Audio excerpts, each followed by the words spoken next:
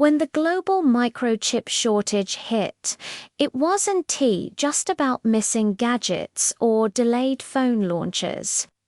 It was about the invisible threads that held our modern world together suddenly snapping. For years, we had built our lives around devices powered by tiny silicon chips, each no bigger than a fingernail, yet essential for everything from cars to hospitals, from satellites to refrigerators. And then, almost overnight, the world realized just how fragile that system was. It began quietly in 2020 when pandemic lockdowns halted manufacturing lines. At first, it seemed temporary.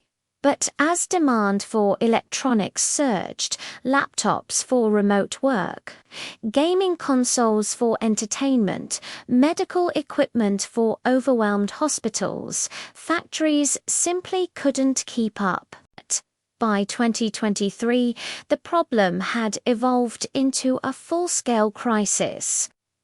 Cars sat unfinished in factories, smartphones doubled in price, and even power grids began to feel the strain. I remember the exact moment it hit me personally. My car stopped working one morning, and when I took it to the mechanic, he sighed. "It's the chip," he said. "The replacement could take 6 months. Maybe a year. 6 months for a piece smaller than a coin." It sounded absurd, but the absurdity became our new normal. Suddenly, the modern comforts we'd taken for granted began slipping away. Supermarkets' payment systems went down more often. Smart homes malfunctioned. Factories paused production. It wasn't just a shortage, it was a reckoning, a reminder that the global supply chain we trusted was built on delicate balance and just-in-time efficiency, not resilience. Governments scrambled to respond. Nations launched chip independence projects, pouring billions into local manufacturing.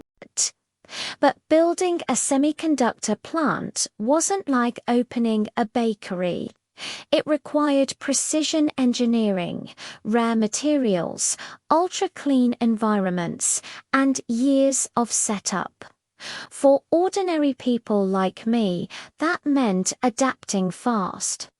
At first, I tried to ignore it. But then my laptop began showing signs of wear, and replacing it wasn't an option. New models were scarce and overpriced. So I learned the art of digital minimalism. Repairing instead of replacing, reusing instead of upgrading. It was strangely empowering.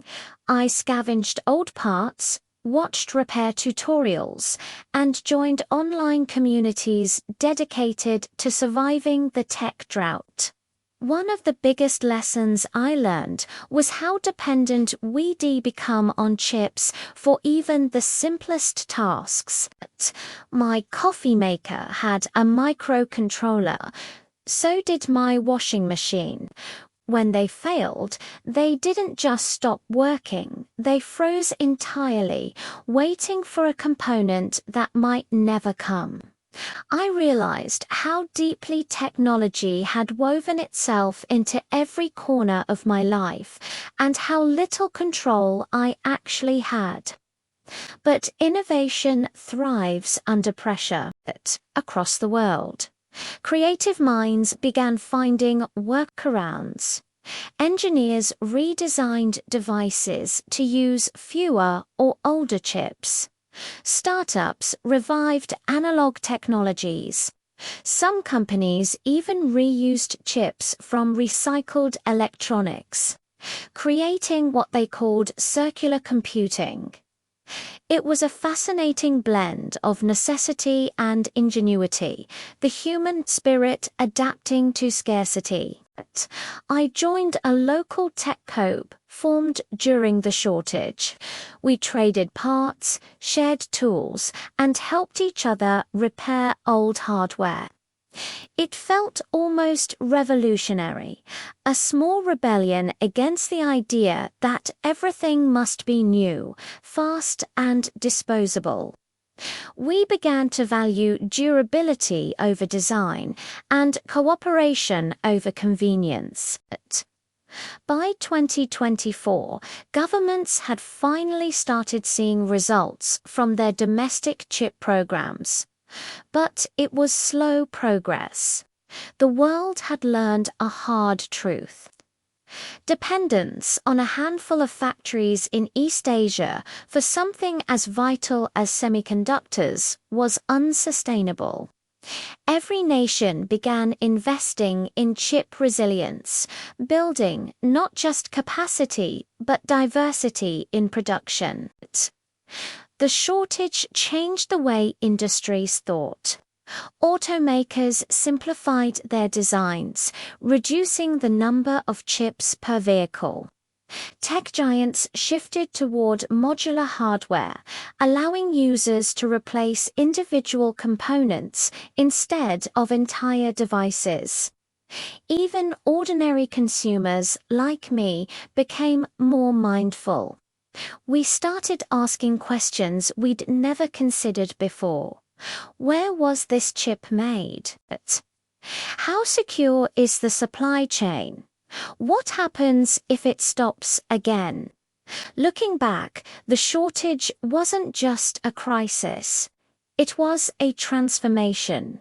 It forced humanity to reconsider the relationship between technology and sustainability. For decades, we had pursued faster processors, smaller transistors, and cheaper production, but we hadn't built safety nets.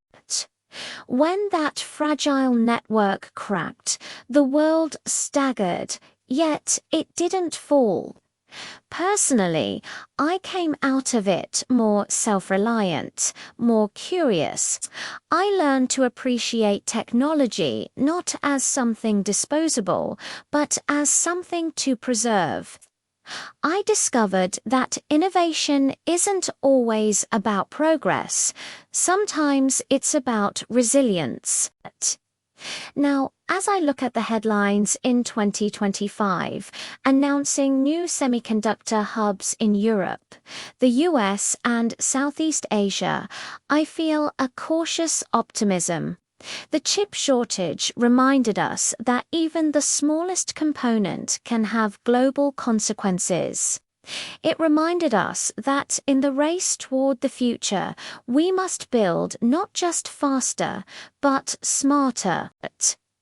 The microchip shortage tested humanity's adaptability, and we survived. Not by waiting for the world to fix itself, but by rethinking how we live within it.